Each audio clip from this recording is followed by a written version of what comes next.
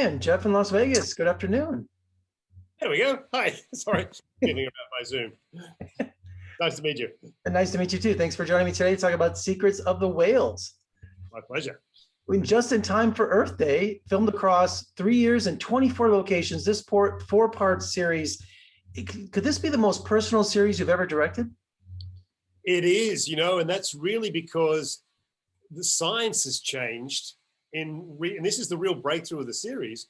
It's now scientists are realizing that it's okay to say that whales have, and some species have, culture and have emotion. And we can actually delve in and say, when this orca mother is carrying around its dead calf, it's grieving. That's been taboo for a century. So we at Red Rock Films, we really strive to make emotional connections to our subject matters. Our personal belief is that you shouldn't just watch a film, you should feel it. So this subject matter really lent itself to that, because we are for the first time seeing whales in this light of being so much like us, of having culture and being able to play and teaching their young. So it was really rewarding from that perspective. And things have come such a long way. I'm Generation X. Since I was a kid, it was all about saving the whales. They were being hunted to extinction, and it's just amazing how much in my lifetime has changed around. That is one of our great, success stories of humanity, is how we all got together for the most part and really stopped us from wiping the species off the face of the planet. And Secrets of the Whales is a celebration of whales, but there are undertones there that we're in a crisis again. A lot of these whales are in trouble from marine debris, from toxins in the water, from climate change affecting the food source, the food chain. So there are still, this is a little bit of a call to action again to let's look at what's going on. And how did you choose which whales to feature? I'm sure there's many choices. Well, Geographic came to, Red Rock Films is the premier wildlife film company in the US. And Geographic came to us with this project saying, Brian had gone to them with an idea of a one-off about whale culture. And they came to us saying, we think it might be 5 hours. And we said, no, it's 4, because narwhal are just really elusive and really hard, but they go well with beluga. So let's make that one. And then the rest is like, which species are accessible enough to allow us to delve into this idea of culture. So we once we worked out the species, then it was just a big whiteboard of like, where can we go and what can we try and get? Well, since I was a kid, I've always been fascinated by killer whales. So they're always a fan favorite. So they're front and center in this series. Killer whales are, they're front and center for 2 reasons. One is they're super smart, and they're also a really good demonstration of how culture works. This idea, some of our scientists say that we all use utensils when we eat, but whether we use chopsticks or cutlery or our hands, that's culture. And orcas are a really good demonstration of that, because they will hunt specific food and sometimes only eat specific food according to what clan they're born into. So we can't look at orca as all one species. Suddenly we're looking at them as different cultures. These ones will snatch seals off the beach. Only nine orca that we know of that will actually do that in the world.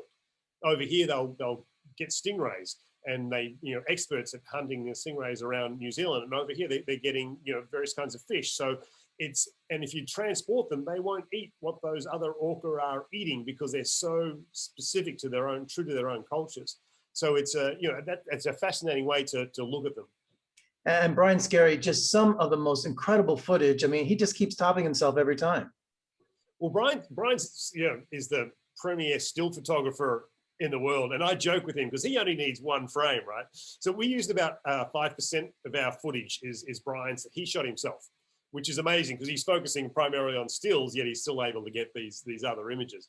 But the rest, he came on about sort of half-hour shoots for the series, but it became much bigger. It started off as a photographer profile on him, and he agreed we needed to make it more about the whales. So he kind of took a back step, and the whales took over as our main sort of protagonists. And that's when we end up going to 243 days at sea, sort of all over the world, 24 countries. Brian couldn't keep up with that, so we were filming well and beyond what even he was able to get. And produced with fellow filmmaker and explorer James Cameron. How was that collaboration? I've met him before, and he's bigger than life, isn't he? Well, it's intimidating initially. Like I said, we're Red Rock's a premier wildlife company in the US, but we're still small. We're an indie. And Geographic saying, we want to pair you up with the most profitable and successful film director in the history of the planet. So we're like, what's that going to be like? But he comes with such a passion for the ocean and conservation. And when we showed him the rough cut of our orca film, he was blown away. He said that he'd learned more in that hour than he had in the previous 20 years about orca, or 20 years on the ocean. So where he really came into play is that he said, look, this show is in such good shape it could go to air, as it is. Now let's get to work. So he's like taking us from that, this is great, to this is like sensational. He's helping elevate the quality of our programming, and of course his passion shines throughout. A little class added to the series, Sigourney Weaver with her narration. She's just the tops. We've known Sigourney for quite a while, and when this came up, and we're supposed to give Geographic a list of 6 names of possible narrators, and we just wrote Sigourney in 6 times.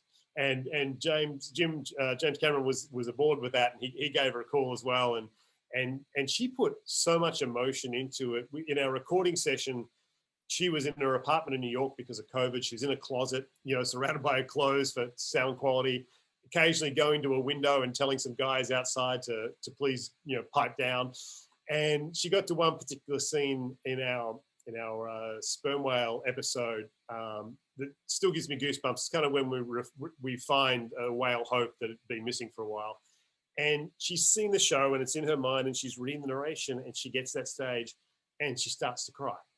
And Sigourney's crying and I'm crying, and we're all like, ah. And it's got a happy tears, but it just shows you the amount of emotion and commitment and feeling that she brings to the project. And I think that really comes out. We love Sigourney.